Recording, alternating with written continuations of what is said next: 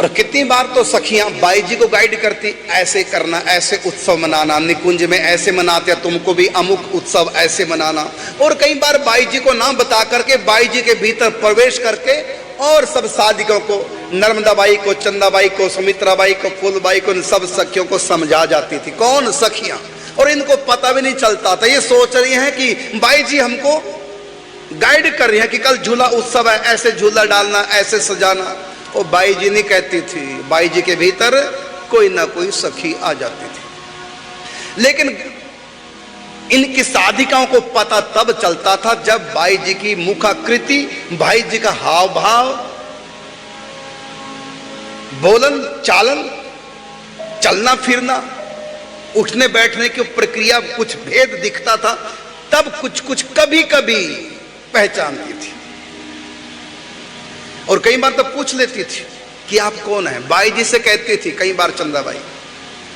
एक बार की बात, बाई जी बच्चों की तरह लगी बोलने, जैसे 5-7 साल का बच्चा बोलता है, बच्चों जैसी आवाज निकाल रही है। तुरंत चंदाबाई समझ गए, जिनको भाभी कहते सब, कि आवाज बदल गई, बच्चों जैसी आवाज हो गई। प्रार्थना की, आप कौन है? तो भीतर से सखी बोली, मेरा नाम विनोदनी है, मेरा नाम विनोदनी। और कहा मेरे लिए स्थान बनाया जाए।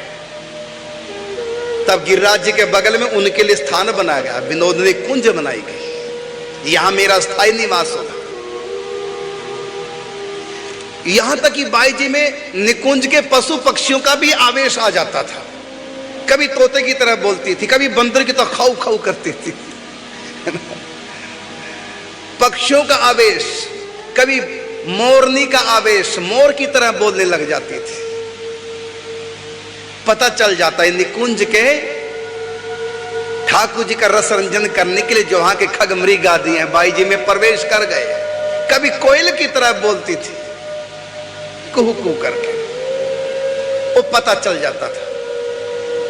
तो बाई जी में कभी किसी का आवेश, कभी किसी का आवेश आता।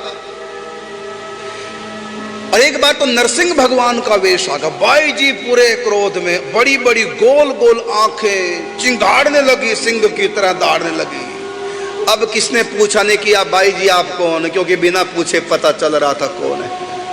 तब उनकी पूजा की, नरसिंह भगवान की तिल किया, माल्यार्पण की, प्रणाम किया। थोड़ी देर बाद शांत हो, नरसिंह भगवान आ जाते थे। और कई बार ऐसी कोई सखी आ जाती थी। हमारे निकुंज में हर प्रकार की सखियां, कुछ नखरेली तक सखी हैं, क्षणे तुष्टे क्षणे रुष्टे, तुष्टे तुष्टे क्षणे क्षणे, ऐसी ऐसी सखियां, बड़ी लाडली प्यारी छोटी छोटी सखियां, छोटी सी बात पे गुस्सा हो जाती है। ये भी एक खेल है। तो कई बार बाई जी का ऐसा स्वभाव बन जाता था, छोटी सी बात पे गुस्सा, और कई बार तो बिना ही बात के गुस्सा। कई बार नाराज हो जाना, बोलना ही नहीं, मुंह फेर के चल देना, राधे राधे भी नहीं लेना। फिर पता चल जाता है, पूछती आप कौन है, पूछती कि अब कोई सखी है भीतर जो ऐसा व्यवहार बाई जी का चीज। बाई तो कभी ऐसी रुखी नहीं होती थी, तो ऐसा क्यों? कभी छोटी सी बात पे बाई जी प्रसन्न होकर गले लगाने लग जाए, छोटी सी बात पे नाराज। तो ये बाई जी तो ऐसी नहीं। तभी पूछ लिया आप कौन है, तो बाई जी के भीतर बोल ही सके, मैं गुड़िया हूं, मैं राधा रानी की गुड़िया हूं, मेरा नाम है विश्व विमोहन मन मोहिनी। ये इतना बड़ा मेरा नाम है। मैं जो सारे विश्व के मन को मोह ले, उनके भी मन को, अर्थात श्री कृष्ण के मन को भी मैं मोह लेती हूं। मैं राधा रानी की गुड़िया हूं। अब बताइए, गुड़िया तो कपड़े की, रुई की, लकड़ी की है, लेकिन राधा रानी की गुड़िया भी बातें करती है। कारण क्यों? क्या है? वहां कुछ भी जड़ नहीं, सब कुछ चिन्ह है। तो राधा रानी गुड़िया बनाती, खेलती गुड़िया से, तो उसमें भी प्राण प्रतिष्ठा हो जाती थी। मैं राधा रानी की गुड़िया हूं। तो कभी गुड़िया का आवेश, और कभी कभी वृंदा सखी का आवेश। वृंदा सखी का आवेश का बात पता कैसे चलता? जब बाई जी कुछ नहीं करती, बस इशारे करती हैं, ऐसे करना, ऐसे बोलती कम, इशारे ज्यादा करती हैं। कोई भी व्यवस्था सखियों से करानी है, नर्मदा बाई से कुछ भी, किसी सखी से कोई आयोजन कराना है, कोई सज्जा करानी है, तो समझ आती है वृंदा सखी है, जो वृंदावन की अधिष्ठात्री है, वृंदावन की समस्त लीलाओं की सूत्रधारणी है। वो इशारों में सब सखियों को गाइड करके बताती, ऐसे झूला सजाना, ऐसे वृंदावन की निकुंज सजानी, आंखों का इशारा, मुंह का इशारा, हाथों का इशारा। तो कभी वृंदा सखी का आवेश आ जाता। और जब बसंत उत्सव आता है, बसंत उत्सव में विशेष बाई जी को उत्साह, और हर रोज नया नया उनका ढंग बोलने का, उठने बैठने का। तो बाई जी को पूछ लेती थी आप कौन है। जब पूछती तो भीतर से सखी बोल जाती ये मेरा नाम है। एक सखी ने कहा मेरा नाम है बसंत स्वामिनी। जब बसंत ऋतु आती है तो मैं बसंत ऋतु की पूरी व्यवस्था करती हूँ। पूरा वृंदावन में बसंत ऋतु आ जाती है, मैं उसकी स्वामिनी, मेरा नाम है बसंत स्वामिनी। तो बसंत ऋतु जब आती है तब मेरा राज्य आता है। मेरी भी सखियां हैं, मैं किस प्रकार वृंदावन को सजाती हूँ, बसंत कुंजे सजाती हूँ। फिर एक दिन फिर हाव भाव कटा कुछ को बदले। फिर पूछा आप कौन है, बाई जी से पूछा तो बाई जी ने कहा मेरा नाम है हरिरस यामिनी, मैं रात हूं। मैं कौन हूं? निकुंज की रात्रि हूं मैं। प्रिया प्रीतम रस विलास कराती हूं प्रिया प्रीतम को, निवृत्त निकुंज का रस स्वादन कराती हूं मैं प्रिया प्रीतम को। कौन बोल रही है? कोई सखिया। महावाणी जी में बहुत विस्तार है इन सखियों का। हमने अब तक जितने वाणी ग्रंथ पढ़े तो सखियों के नाम, उनकी सेवाएं महावाणी जी में बहुत विस्तार से लिखी गई है। एक से कहा, जब भाई जी के एक दिन फिर हाव भाव बदले, फिर पूछा आप कौन है? कहते मैं हूं मधुर मधुर भामिनी, मेरा नाम है मधुर मधुर भामिनी।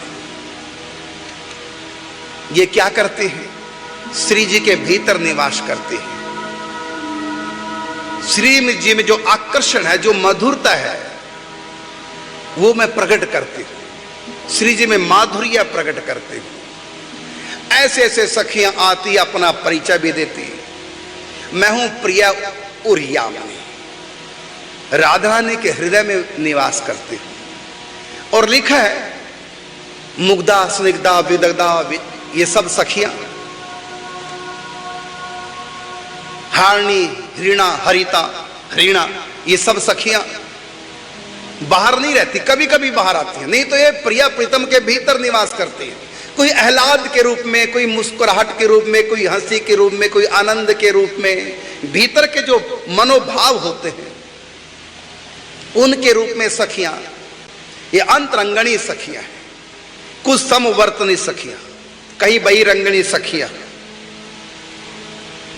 कहीं समवर्तनी सखियां, अनेक प्रकार की सखियां। एक सखी कौन? नाम क्या है? सरतो भद्रनी। मैं कौन हूं? मैं प्रिया प्रीतम की सैया हूं। कह लो अपनी भाषा में डबल बेड हूं। बताइए। अरे आप सुन के हैरान होंगे, कई बार यह ऐसी आगे सुनाएंगे लीला। एक सखी आई बाई जी के पास, शिकायत करने लगी। बाई जी ने कहा तुम कौन हो?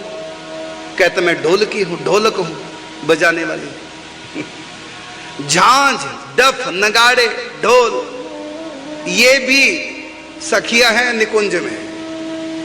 और ये बाई जी के पास आकर के प्रत्यक्ष में कई बार ढोलकी को सम्मान पूर्वक नहीं रखा गया ना, तो बाई जी के पास आकर शिकायत करती, देखो तुम्हारी सखियों ने मेरे को ऐसी रख दिया, आसन नहीं दिया। कौन हो? तो मैं ढोलक हूं। और बाई जी विशेष उत्सव में इनका पूजन करती थी। ढोलक, मंजीरा, झांझ, इन सब साजों की घंटा, घड़ियाल, इनको गंगा जी में स्नान कराती। 150 से बड़े विधि विधान से इनका पूजन करती, तब उत्सव में इनको बजाती। बजाने से पहले इनका पूजन करती। झांझ बजाने की रस्सी कपड़ा बिल्कुल ठीक है, लेकिन फिर भी उसको कटिंग करके नया रस्सी कपड़ा कहते हैं। ये सब सखियां हैं, पार्षद हैं प्रिया प्रीतम के, इनको स्नान करा के और वस्त्र धारण कराने हैं। तो मंजीरा को वस्त्र कैसे, तो रस्सी, उसमें फिर गांठ सी लगा के और फिर बजाने के काम। तो इनका भी बड़ा ध्यान रखती।